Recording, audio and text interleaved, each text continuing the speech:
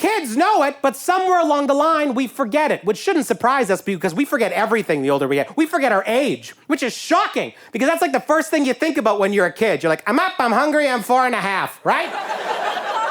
But even in your 30s, it starts to slip. Someone asked me the other day, Matt, how old are you now? And I was like, I'm 33. What's with that pause? In your 40s, I notice you get it wrong and you correct yourself. So you're like, I'm 43. No, 44. In your 50s and 60s, you get it wrong and your kids correct you. I'm 62. You're 66, Mom. Am I? My, how time flies. In your 70s and 80s, you get it wrong, but no one else remembers anyway. I'm 88. Is she? I don't know. Happy birthday, Graham. It's her birthday every week. Have you noticed that? But the reason why kids' minds are so clear is because kids don't have kids. It's having kids that turns your brain to mush. Now, don't get me wrong. They're the best thing that's ever happened to me, but they consume your thoughts.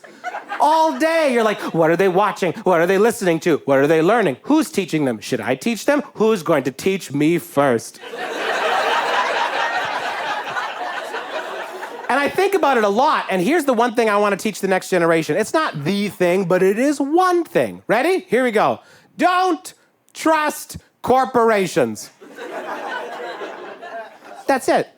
I've done some research in between shifts at my mattress company job. Turns out corporations don't have our best interests at heart.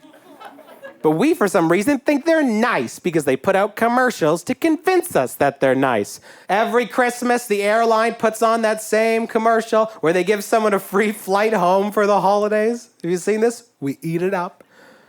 And then they got their, like, multi-billion-dollar CEO show up in a 14-piece suit. Here at Airjet, we believe family is worth flying home for.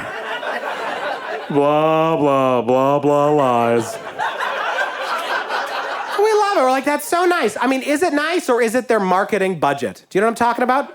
It's like the cheapest commercial they could make. You know how much it costs to do an actual commercial? Just an actor for a national ad campaign is $50,000. Do you know how much it costs to do their idea? To get Tammy from Tucson, plop her down in a chair on the airplane that you already own, and film her going, I can't wait to see my grandson. Nothing dollars, it's not nice. Why do we even trust the top 1%? Even that term, the top 1%. Because what do they call the other group? The bottom 99%. How subtly manipulative is that terminology? The bottom 99%. Oh, those dummies. Don't you mean all of us? Calling it the bottom 99% always makes it sound like if you would just apply yourself, hand out some resumes, maybe you could pull yourself out of the bottom 99%. But that's precisely the lie, isn't it? Don't tax the wealthy, don't criticize the wealthy, don't even look at the wealthy, because one day, I'm gonna be wealthy. One day, I'm gonna be a billionaire. No, you're not. And you shouldn't want to be. You wanna be a part of that group, really? You know what they call that group of billionaires? The 3 comma club. Oh, because their net worth has 3 commas in it.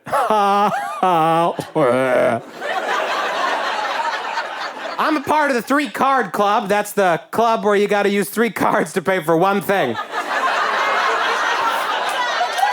It's fine, right? It's fine.